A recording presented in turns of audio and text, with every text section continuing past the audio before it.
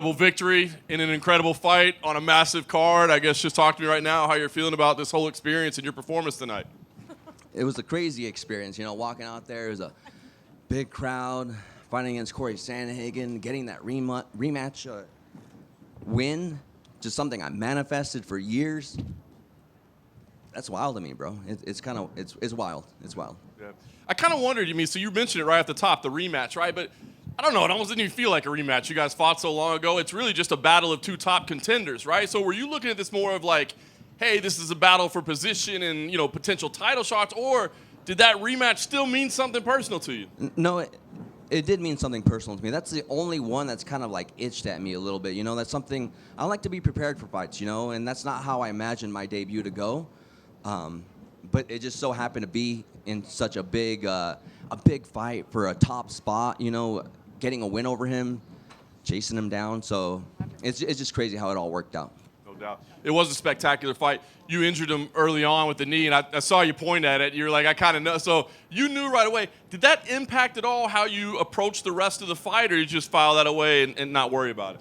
No, I knew it would open up more strikes for me because, I was trying to land some leg kicks and everything to kind of slow him down. But I just happened to kind of hurt his leg with that stretch. So it all worked out, But yeah, it kind of slowed him down, so I was able to land bigger shots and, catch him later on. Yeah. Nevertheless, even though he was hurt, he wasn't done, right? He's a warrior out there. So I guess what was your thought going into round 3, knowing, maybe he's injured, but he put on a great fight. It's a dangerous guy. Yeah, I knew leading into the third it could be 1-1 maybe. So, and like I said in there, like that third round is going to be mine. I'm going to give it my all for that third round. There's nothing else afterwards, right? So I might as well give it my all. So it's always going to be mine, I believe. So I went out there and did just that. Nice. I think that was a spectacular fireworks display to celebrate your win there, I believe, is what we were hearing in the background. That's for me. Last thing for me, I'm sure you want to enjoy this, but you're right at the top of the division. You just beat one of the top contenders. You've been right there. Do you see the path? Like, is there a fight specifically that makes sense next, or do you see the path to the top? I'm not too sure who. I know there's some fights that are going to happen here pretty soon, so we'll see how everything gets shaken up.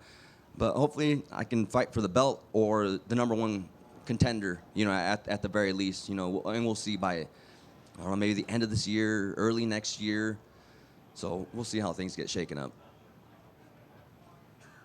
Mario, from here, do you feel almost like, I feel like if Patchy had beaten you, he would have gotten the title. If Jose Aldo had beaten you, he probably would have got the title shot. And I guess, are you surprised that it hasn't been you? Like, it feels like everyone, they want to use you as the stepping stone. You knock them down, but you're not getting those same opportunities that we're assuming everyone else would get. It could be frustrating sometimes, but I think my whole life, like, things have always, like, been, like, the hard way, the hard route. I'm willing to do that, I'll fly under the radar. I'll be the dark horse. I'm 10-1 in my last, my last fights.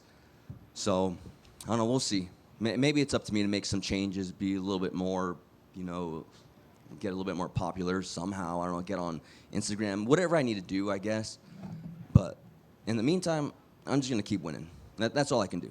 Do you feel like, though, the way you approach the fight and the way you are fighting, it's that the fans are starting to maybe come around? Like, they're like, I remember when Merab was coming up, everyone started to get behind him because they're like, he's putting in the work, not getting the opportunities. It seems like you're kind of filling that void now. Yeah, it's getting there, especially coming off that Umar loss, especially it being a loss. There's kind of a change in the fans, and I think they kind of see my effort, my style, just digging deep, being that kind of underdog. So I think it resonates with a lot of people. And I'll just continue to be just that, I guess. Mario, did you watch the main event at all? Did you see kind of the unfortunate way that ended? I seen a little bit. I heard he kind of did like a flying skip knee kind of thing and landed and buckled his knee. It's unfortunate, It's unfortunate. Obviously, it seems like the UFC is just going to book the trilogy fight between Merab and Petr Yan to kind of settle that whole thing. Mm-hmm. How do you see that one going? Because you're going to be pretty much right in line to fight one of those guys. So if you had to put your analyst hat on, how do you think that plays out? It's hard because, when they had their rematch this last fight, Merab was just super active, fighting back-to-back, fighting 4 times, like within a year. So maybe this layoff is good for him, and we'll see how this fight goes. So it should be interesting. Mario, just one more. There's rumors that Noche might be in Glendale, Arizona this year. Is that something you would be interested in headlining in your backyard, essentially? Or would that be kind of a lot of outside noise fighting so close to home? I'd have to see. I'd have to see if someone like above me in the rankings would want to take that. You know, I wouldn't want to fight someone below me just to take up that spot. I also don't really speak too much Spanish, so I'm not too sure how that will work out. Duolingo by then. In a month.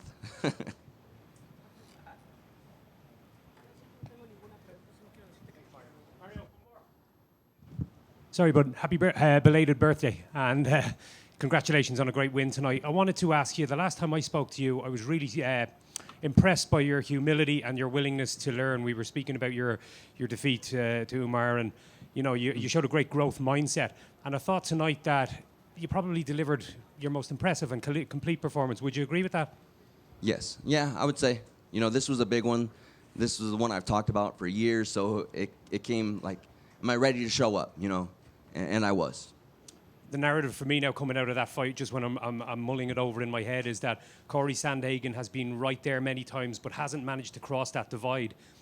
I think looking at how quickly you're developing, you're hitting the level he's at, but you look like you're still on an upward trajectory. And I think that could be the way that to me suggests that you might be the guy that makes that next step into that bracket. I presume you'd be looking along those lines too.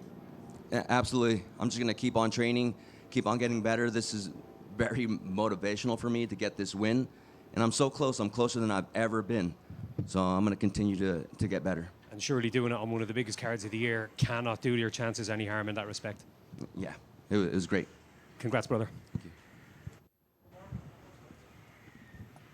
Mario, just a quick one. I know you've been very vocal about wanting this rematch with Cory.